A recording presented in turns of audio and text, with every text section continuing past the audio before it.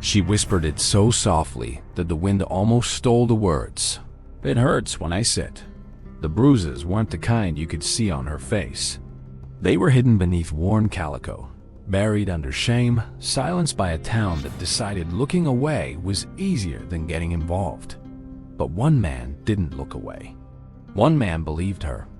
That single stubborn act of faith cracked open a darkness the frontier liked to pretend didn't exist. Tonight on West Old Stories Official, we're not turning away. We're walking straight into 3 true American West stories about women who carried invisible wounds and the unlikely souls who refused to let them suffer alone. You'll meet a farm girl whose whispered secret ignited a reckoning nobody expected, a schoolteacher whose silence masked a violence that nearly consumed a whole mining camp, and a boarding house keeper whose quiet plea for help unraveled a conspiracy of silence in a railroad town. These aren't comfortable tales, but they're real, pulled from faded court records, yellow diaries, and the unmarked graves of the forgotten. They're about the pain we hide, the courage it takes to speak it, and the rare people who actually listen. Settle in. Some stories need to hurt a little before they heal. In the fall of 1887, in the wheat farming community of Ainsworth, Nebraska, a 17-year-old girl named Lottie Brewster whispered 5 words to the town doctor that would tear the veneer off a respected household. Lottie was the only daughter of a prominent deacon named Silas Brewster, a man whose Sunday sermons on moral purity were so thunderous they rattled the stained glass windows of the First Congregational Church. To the outside world, the Brewster home was a picture of frontier piety, a whitewashed farmhouse with a Bible on every table and grace said at every meal. But Lottie carried a secret that made sitting through those endless church services an agony she could barely endure. She had been abused by her father since the age of 13, beaten with a leather strop in the barn whenever she sassed him, which meant whenever she showed a flicker of independent will. The worst of it was the punishment he devised when he wanted to leave no visible marks. He would force her to kneel on dried corn kernels for hours, a torture that left her thighs and knees so bruised and raw that she couldn't sit without flinching. When the town doctor, a young, sharp-eyed man named Dr. Everett Crane, noticed Lottie limping after a church picnic and gently asked if she'd been injured, she looked at him with the hollow eyes of a soul half extinguished and whispered, "It hurts when I sit." Something in her tone, the way her voice broke on the word "hurts," made Dr. Crane's blood run cold. He coaxed the truth out of her over the course of 3 visits, each one a careful dance of trust building in the back room of his small clinic, while the town gossiped about why the deacon's daughter needed so much medical attention. When Lottie finally, trembling, lifted her skirt just enough to show the grotesque purple and yellow bruising that mottled the backs of her legs, Dr. Crane sat silent for a full minute, fists clenched, then said, "You're not going back to that house." The town erupted when he filed a complaint with the county sheriff. Silas Brewster stood before the congregation, red-faced and righteous, denouncing the doctor as a godless liar trying to destroy a man of faith. The church elders circled the wagons. The women of the sewing circle whispered that Lottie had always been a difficult girl, prone to lies and hysterics. For 2 weeks, Dr. Crane was the most hated man in Ainsworth. His practice dwindled. A brick was thrown through his clinic window, and someone painted, "Mind your business," on his front door. But he refused to back down. He had documented every bruise, recorded every statement, and he took the case to the circuit judge in Valentine, a notoriously fair-minded man named Judge Harlan Beckett. The trial that followed was the scandal of the county. Silas Brewster's defense was that he was merely exercising biblical discipline, sparing the rod and spoiling no child. Lottie, seated on a padded cushion in the courtroom because she still couldn't sit on a hard bench, testified in a voice so soft the gallery had to lean forward to hear. She described the corn kernels, the strop, the nights locked in the root cellar. When she finished, The courtroom was so silent, you could hear the wind moaning through the rafters. Judge Beckett, a father of 4 daughters, turned a shade of granite and sentenced Silas Brewster to 5 years in the state penitentiary, a shocking sentence for the time when domestic discipline was rarely questioned. The church deacons removed Brewster from his position before the verdict was even read. Lottie was taken in by Dr. Crane's sister in Omaha, where she finished her schooling and eventually became a nurse, working alongside the very doctor who had believed her. The story rippled across Nebraska, published in the Omaha Bee under the headline, "A Child's Whisper Brings Down a Deacon," and it emboldened other silent victims in small prairie towns to come forward. Dr. Crane's practice eventually rebounded and grew beyond its former size, because as one farmer put it, "We want a doctor who'll listen when it hurts." The deacon's whitewashed farmhouse stood empty for years before burning down in a prairie fire, and locals swore the flames smelled like absolution. Lottie Brewster's whisper, so quiet it nearly vanished on the wind, had become an echo that changed the laws of a territory, proving that a single believer could stand against an entire town and, in doing so, teach that town what justice actually meant. High in the San Juan Mountains of southwestern Colorado, the rough-and-tumble silver mining camp of Animas Forks sat at over 11,000 feet, a place where winter snows could bury a cabin to its chimney, and where the population was mostly hard-drinking men who lived by pickaxe and blasting powder.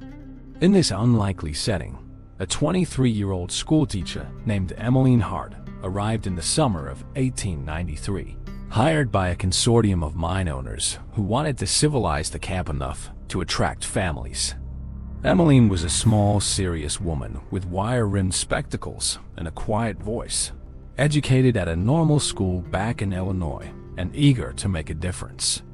The camp had exactly 18 children, ranging in age from 5 to 14, and she taught them in a drafty one-room shack that served as both schoolhouse and Sunday chapel. For the first few months, the camp treated her with rough courtesy, though she noticed that the mine superintendent, a bullying Scotsman named Angus Drummond, seemed to watch her with an unsettling intensity that made the hairs on the back of her neck stand up. Drummond was a man of immense power in Animas Forks. He controlled hiring, wages, and the company store, which meant he controlled whether a miner's family ate or starved. One October evening, after a school board meeting where Emmeline had dared to request better heating for the schoolhouse, Drummond cornered her in the empty chapel. What happened next was a blur of violence. His hand clamped over her mouth, the smell of whiskey and coal dust, a pain that made her feel as if her body had been separated from her soul. When it was over, he straightened his collar and said, "You tell anyone, and you're finished. No one will believe a spinster schoolmarm over me. And those children? They'll have no teacher at all." Emmeline went back to her tiny boarding room and sat on the edge of her cot until dawn, unable to sleep, unable to cry, unable to speak. For 3 months, she carried the secret like a stone lodged in her throat. She taught arithmetic and penmanship, smiled at the children, and avoided Drummond's gaze. But the silence was destroying her. She stopped eating. Her hand shook so badly she could barely hold chalk. Then came the night in January when a blizzard trapped the camp under 10 feet of snow, and Drummond, emboldened by the isolation, came pounding on her door. She screamed, a raw, primal sound that cut through the howling wind, and this time, someone heard. A miner named Jeremiah Jem Tolland, a Welshman who worked the midnight shift and was walking home with his carbide lamp cutting a pale arc through the blizzard, stopped dead in his tracks. He knew that kind of scream. He'd grown up in a Cardiff slum, and he'd heard his own mother make that sound when his father came home drunk. Jem was not a big man, but he was sinewy from years of swinging a hammer, and he carried a miner's pick as naturally as most men carried a pocket knife. He smashed through the door of Emmeline's boarding room to find Drummond with his hand around her throat. What followed was not a fight, but a reckoning. Jem's pick handle broke 2 of Drummond's ribs before the superintendent fled into the blizzard, howling like a wounded animal. Jem then did something that was unheard of in a company town. He roused half a dozen other miners, men who had their own grievances against Drummond, and they marched through the snow to the company office, where they barricaded themselves in and sent a telegram down the line to the county seat in Silverton. By morning, the whole camp knew. At first, there was the predictable backlash. The mine owners threatened to fire Jem and anyone who stood with him. But Emmeline, who had found a fragile kind of courage after being heard, did not stay silent. She wrote a sworn affidavit detailing the assault, and she read it aloud in the center of the camp, her voice cracking but clear, while the miners and their families gathered around. One by one, other women stepped forward with their own stories of Drummond's abuses: a shopkeeper's wife, a laundress, a cook. The accumulated testimony was so damning that even the mine owners, who cared more about productivity than morality, realized Drummond had become a liability. He was dismissed, arrested by the Silverton marshal, and eventually convicted on multiple charges of assault. Emmeline stayed in Animus Forks for 5 more years, teaching the children and slowly healing. The schoolhouse was renamed Hart School, and Jem Tolland, the miner who had heard her scream, became its unofficial caretaker. He and Emmeline never married, though the camp gossiped endlessly about the gentle friendship that grew between them. He would walk her home every evening, and she would help him learn to read from the same primers she used with the children. In 1901, when the silver market crashed and Animus Forks became a ghost town, Emmeline and Jem moved down to Durango together and opened a small bookshop that served as a literacy center for working-class families. The story of that blizzard night faded into legend, a reminder whispered in mining camps from Leadville to Cripple Creek. When a woman screams, you listen. You do not look away, because behind every scream is a silence that nearly killed her, and one pair of ears that can bring her back. In the bustling railroad town of Cheyenne, Wyoming Territory, in the spring of 1876, a 40-year-old widow named Nora Petty operated a boarding house on Ferguson Street that was known for its clean sheets, its excellent mutton stew, and its unspoken rule: no questions asked. Nora was a tall, angular woman with iron gray hair pulled back so tightly it seemed to stretch the skin over her cheekbones. She had come west from Indiana 10 years earlier with her husband, a Union Pacific conductor named Eli Petty, who had been killed in a coupling accident that left her with a modest pension and a 2-story clapboard house she had converted into lodgings.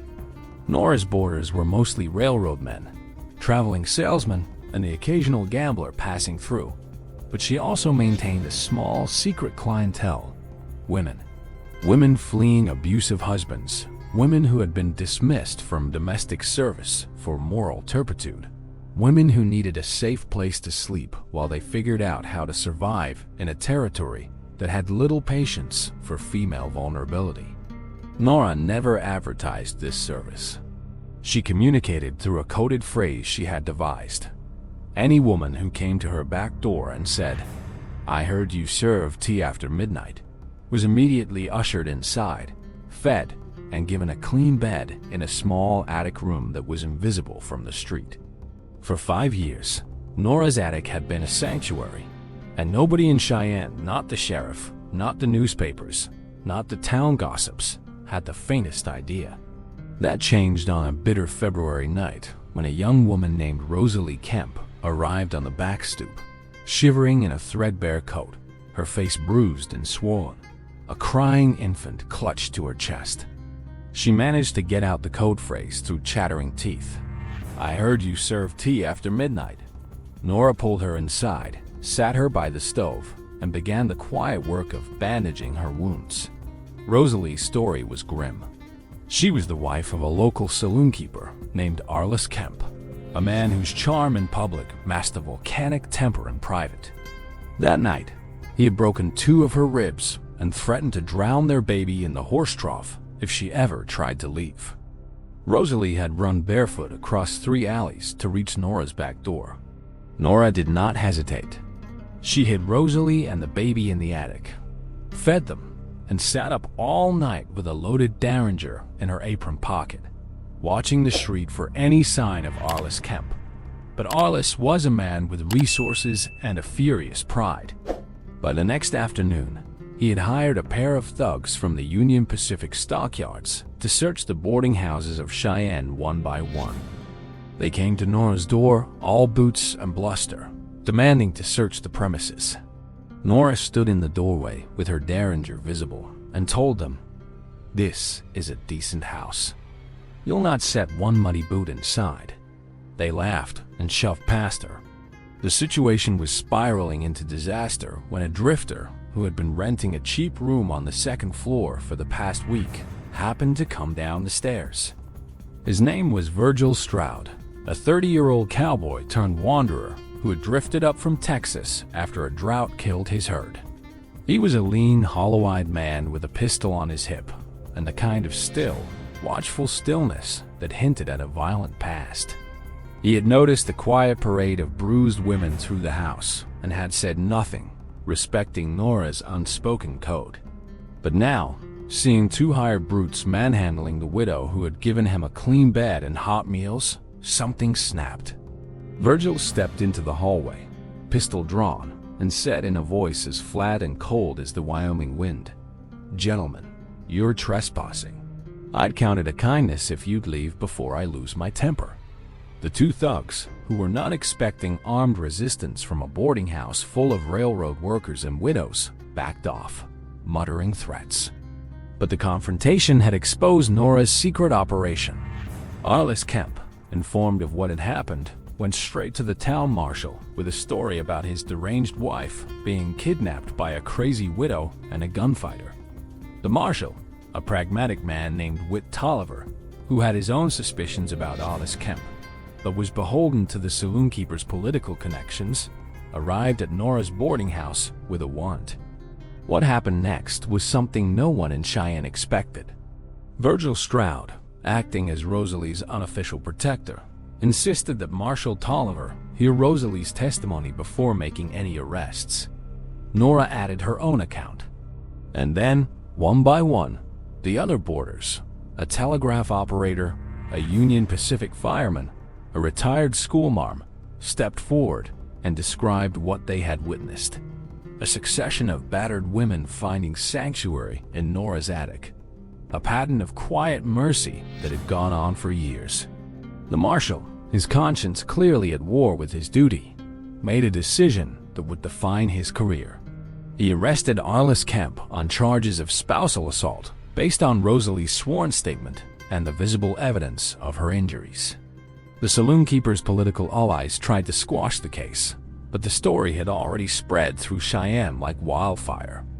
The local newspaper, the Cheyenne Daily Leader, ran a long, sympathetic piece under the headline, "A House of Mercy on Ferguson Street," and public opinion shifted so decisively that even the mayor declined to intervene. Arliss Kemp was convicted, fined heavily, and forced to relinquish custody of Rosalie and the child. Rosalie went on to work alongside Nora, transforming the boarding house into a formally recognized haven for abused women, one of the first of its kind in the Wyoming Territory. Virgil Stroud, the drifter who had stood in a hallway and drawn a line, stayed on for a few more months, working odd jobs around the property and forming a quiet bond with Nora that neither of them ever quite put into words. He drifted on eventually, as drifters do, but he left behind a penciled note on the mantel. "If ever you need a gun again, send word. V.S." The boarding house remained a sanctuary until Nora's death in 1910, and the phrase "tea after midnight" became a whispered legend among women across the West. A code that meant safety, a promise that somewhere, someone would believe you. These 3 stories are heavy, and they're supposed to be. The Old West was not just a landscape of gunsmoke and gold. It was a place where pain often had no voice, and where speaking the truth could cost you everything. But Lottie found a doctor who listened when she whispered. Emmeline found a miner who smashed through a door when he heard her scream. Rosalie found a widow and a drifter who stood between her and a monster. In every case, it wasn't the size of the town or the power of the abuser that determined the outcome. It was the courage of someone who believed her. If you're still here, if these stories have stirred something in you, let them be a reminder. Listening is never passive. Hearing someone's pain and acting on it can change the arc of a life, and sometimes an entire community. Please like this video, subscribe to West Old Stories Official, and tap the bell so we can keep telling the stories that history forgot. Drop a comment. Tell us which of these women's strength moved you most. Until next time, don't look away.